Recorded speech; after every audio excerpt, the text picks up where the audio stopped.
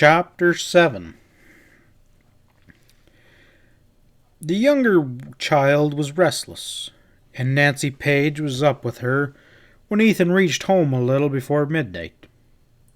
Ethan Page was a tall, raw-boned young rancher with big knuckled hands that showed the marks of hard work. He and Nancy had been married 7 years and were one of the most completely happy young couples in Powder Valley. She was a ranch girl from near Pueblo, sturdy and uncomplaining, and much in love with her young husband. The first years of their marriage had been difficult.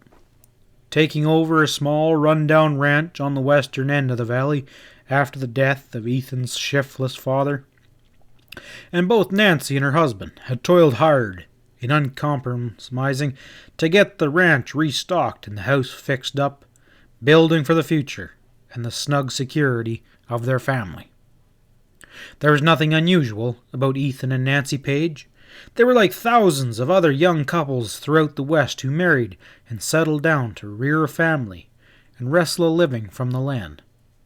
It was a rugged land, and it resisted these pioneering efforts, trying the hearts and the souls of the pioneer men and women who sought to conquer it.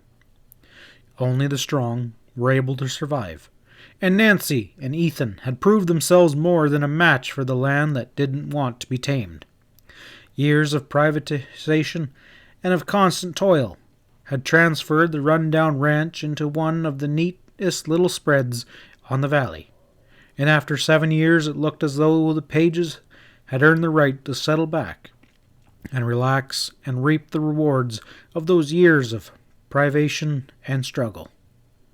Ethan Jr. was 6, and little Molly Page was just a little more than 2 years old at this time when the valley was meeting a new challenge in the persons of Eustace Arlo. The boy was a chubby lad with brown curls like his mother, and his father's dark, serious eyes. He was sound asleep in the small bedroom opening of his parents' room, but 2-year-old Molly was flushed and seemed to have a slight fever, and she had woken her mother at an hour earlier by gasping for breath in her small crib beside her brother's bed. Nancy Page hurried in and lifted the child from its crib and carried her back into her own bedroom so that the lamp wouldn't waken Junior. She closed the door between the two rooms and went to work on Molly with simple home remedies, rubbing her little chest with goose grease and feeding her a spoonful of soothing syrup to relax the spasmic contractions in her throat.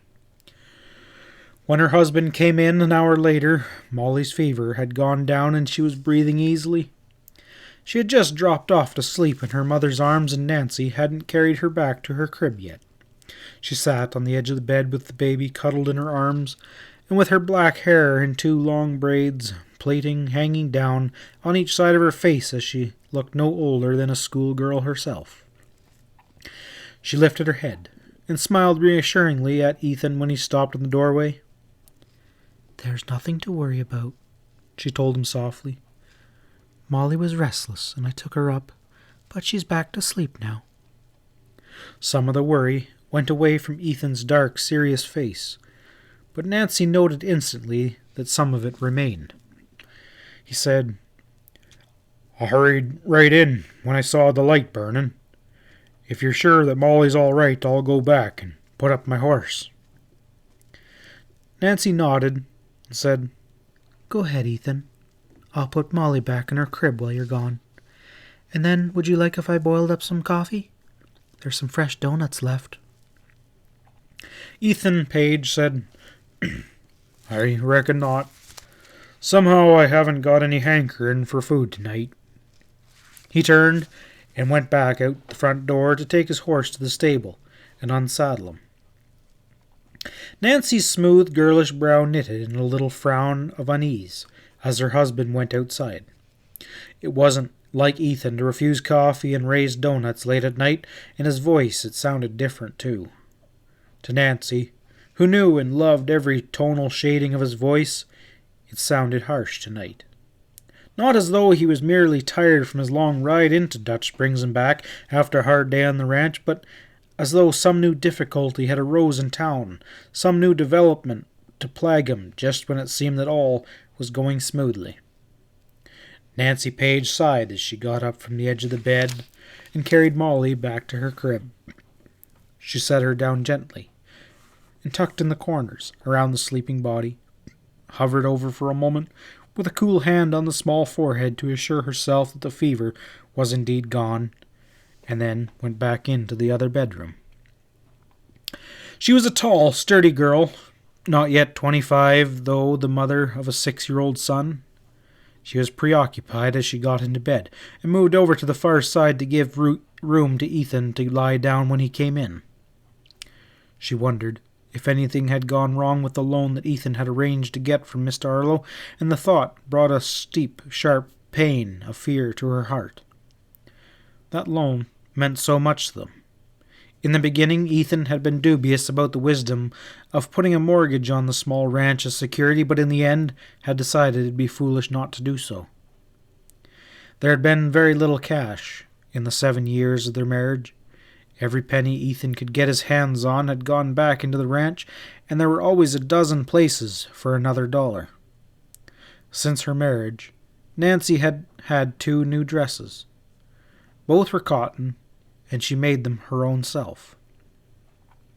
Often they had been unable to buy the food they wished for and the things the children needed from Mr. Winters' general store. Oh, it wasn't that Mr. Winters had refused them credit. He trusted the Valley ranchers implicitly and never bothered them about their bills. But Ethan and Nancy were young and desperately determined to get ahead, and in the beginning they had entered into a solemn compact that they would never allow themselves to get over $100 in debt at any one time. Somehow, Ethan Page had a horror of being in debt. His father had been a shiftless man who stayed deeply in debt all his life, and after his father's death, it had taken every penny Ethan could scrape together to clear the estate of debt and pay his father's funeral expenses.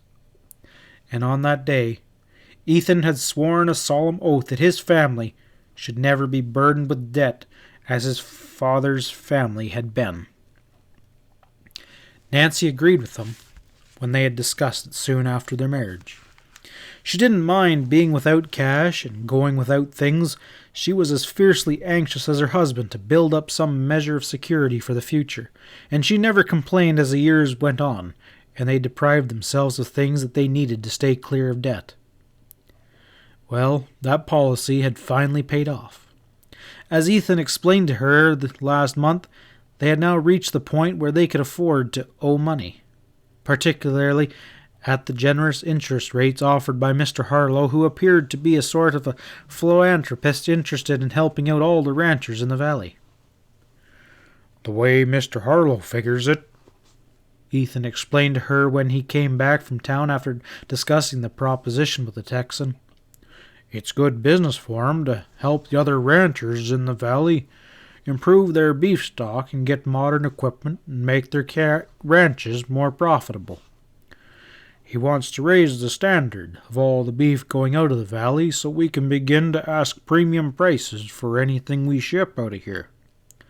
That's why he's willing to loan money at 2% for us to use for things we can't do now because we haven't got the cash money. Like he says, he can't lose because we're sure to start right in making lots more money and pay him back out of our profits." It all sort of sounded gargled to Nancy, but she didn't have any head at business or figures, so she was glad because Ethan was glad, and all she could think of was that there would be a little something extra to fix up the house with, and make a brooder for her chickens, and maybe a ready-made dress from one of the big stores in Denver for her, and some of the new patent medicines that she had read about that relieved women of backaches. She told Ethan he was to do whatever he thought best about it, and she wasn't even frightened when he carelessly mentioned the sum of $2,000 as the amount that Harlow had offered to lend him. This was enough, he explained, to enable him to go right ahead and do all the things that he'd been putting off for years because he couldn't get enough money ahead. Nancy trembled now, as she wondered if anything had happened in Dutch Springs tonight to upset the anticipated loan. There had been something rather mysterious about the summons that took Ethan to town. One of Harlow's riders had come by at about dusk and told Ethan that he was expected at some sort of meeting.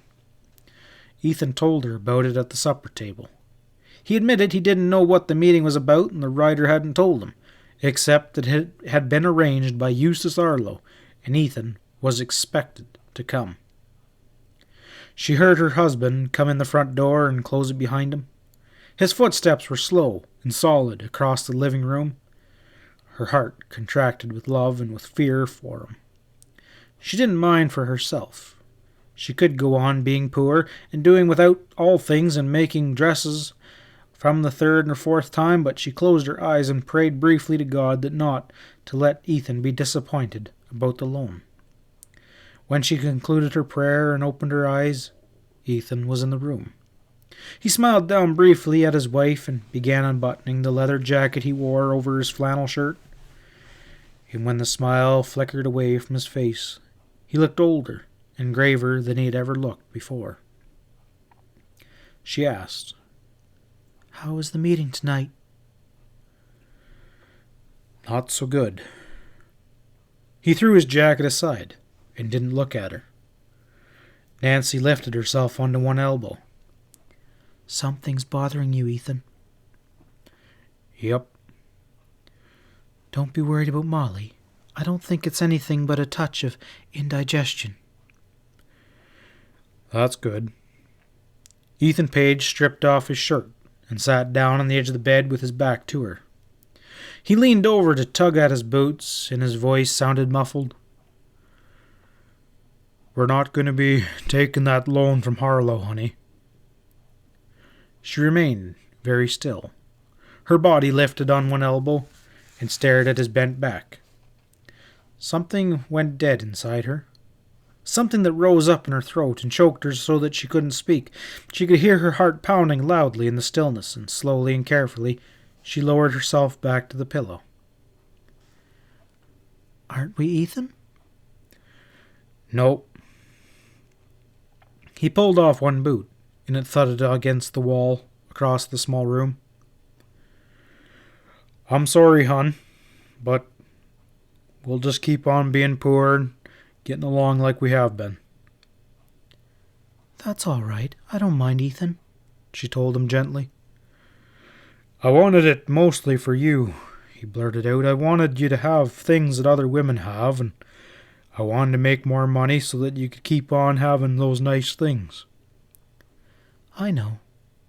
It doesn't matter. I've got the children and you, and we're young and healthy." Her voice comforted him. He pulled off his other boot and stood up in his bare feet. He turned, and his dark eyes brooded over her. "You don't know how wonderful you are, Nancy." His voice was unsteady. "I've been dreading having to come home and tell you. Don't you think I don't know how you've been scraping and doing without?" "It doesn't matter. Money isn't everything." To her own surprise, Nancy smiled, and her voice was tender and strong. "What happened to make you change your mind?" "The meeting tonight."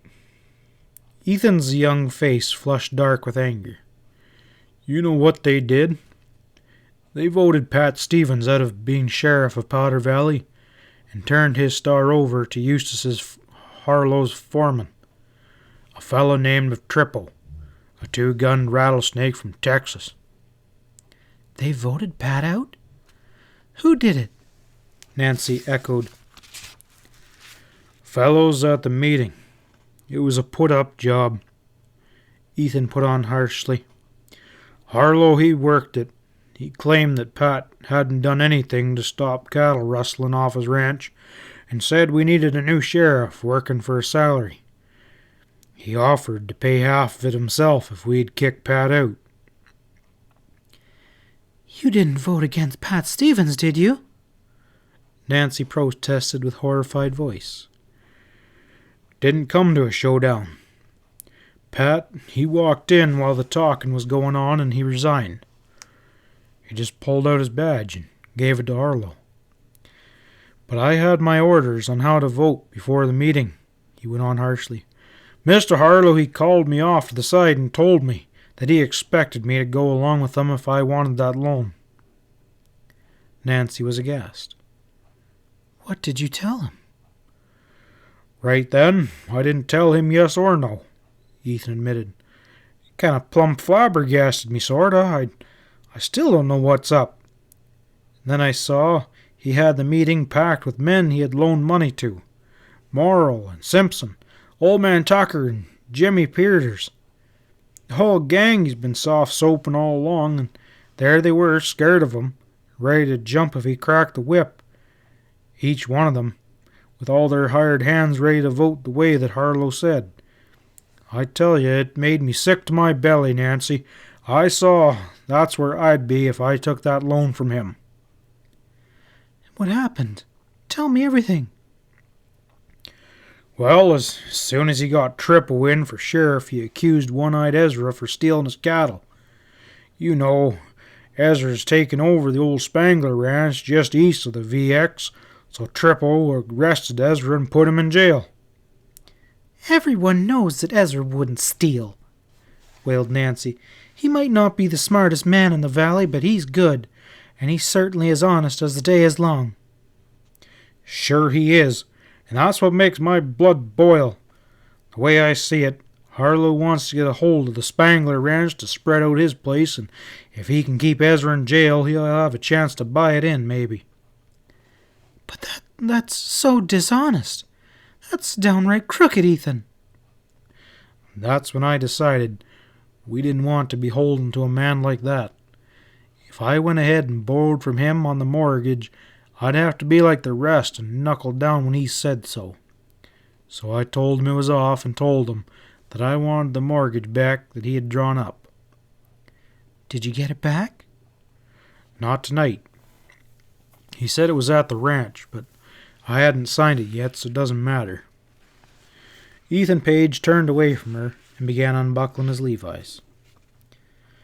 Well, I'm glad you did, Ethan. I'm right proud of you. Why, Pat Stevens and Sam and Ezra, they made this valley, and you know that. They've risked their lives for us dozens of times. Of course, we stand behind them. That's the way I figured it. Even if we do have to go slow the next few years. Ethan was pulling off his undershirt, and his voice was muffled. He didn't hear the small sound just outside the bedroom window. The undershirt over his head prevented him from seeing the blued muzzle of a .45 resting on the window ledge pointing at him. Nancy heard the sound, and she turned her head in that direction the very instant the muzzle erupted flame and lead. Her scream blended with the roar of the exploding gunpowder, and she saw her husband stagger forward and go to the floor, and she started up in time to receive a second slug in her heart. She sank back with a little moan, and didn't answer Ethan Jr.'s terrified cry of childish fright from the other room. She lay very still, and the padding of bare feet into the room was the only sound now in the midnight silence enveloping the small ranch house. 6-year-old Ethan Page Jr. stopped in the doorway and looked solemnly at the figure of his father huddled on the floor, blinking in the spreading stain of crimson on the pine floor. He lifted his befuddled eyes and saw a terrified apparition outside the open bedroom window. It was a man with red whiskers and a terribly scarred face. A one-eyed man who leered at the bewildered little boy for a moment before he disappeared into the darkness. That was all Ethan Page could tell about the murder of his parents the next day after their bodies were discovered by a passing rider. And his little younger sister slept right on through the shooting. So she couldn't add anything at all to Ethan Jr.'s terrified tale. End of chapter 7.